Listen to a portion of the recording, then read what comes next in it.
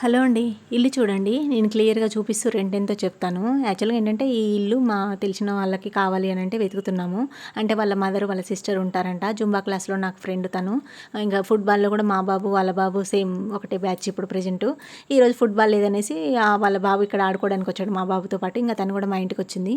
వచ్చినప్పుడు ఏంటంటే రెంట్ ఎంత అంటే 4500 అంటే అబ్బా! ఇంత తక్కువ మంచిగుంది కదా! మా వాళ్ళకి అక్కడ ఇబ్బంది అవుతుంది. ఏమైనా రెంట్‌కున్నాయేమో చూద్దామా అని అంటే సరే అనేసి చూద్దామని వచ్చాము.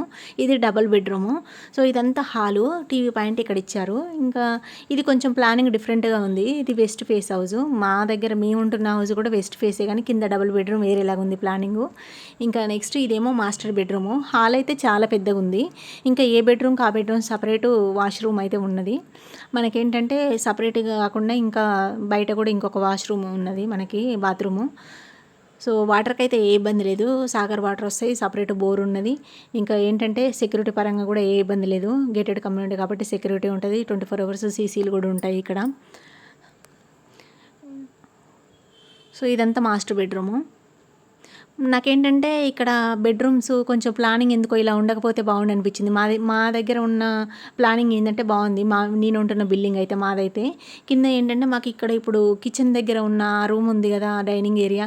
అది మాకు ఇక్కడ చిల్డ్రన్స్ బెడ్‌రూమ్ లాగా ఇచ్చారు. ఇక్కడ ఏంటంటే ఇక్కడ డైనింగ్ ఏరియా అటు సైడ్ ఇచ్చేసరికి కొంచెం వేరేలాగా అనిపించింది. ఇంక ఇక్కడ ఉన్న ఈ ప్లేస్‌లోనేమో మనకు డైనింగ్ ఏరియా వచ్చుండే మేము ఉంటున్న ఇంట్లో.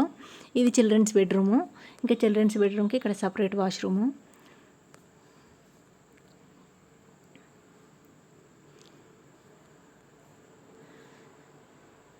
ఇది డైనింగ్ ఏరియా.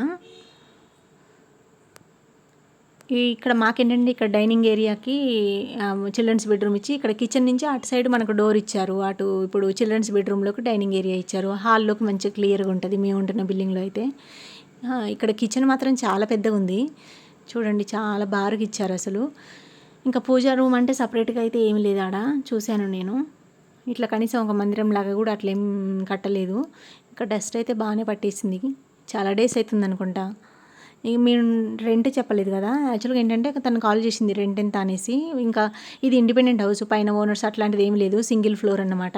ఇంకా మనం ఒక్కళ్ళం ఉండాల్సిందే.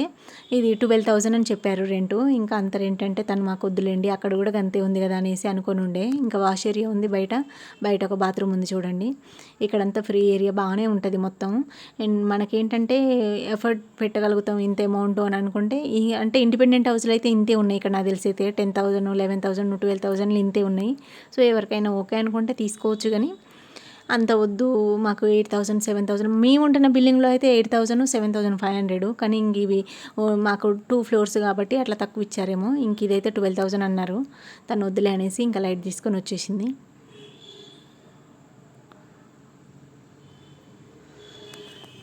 సో ఫైనల్‌గా అయితే ఇది హౌసు. ముందు కూడా ప్లేసు ఇదంతా కూడా బాగానే ఉంటది.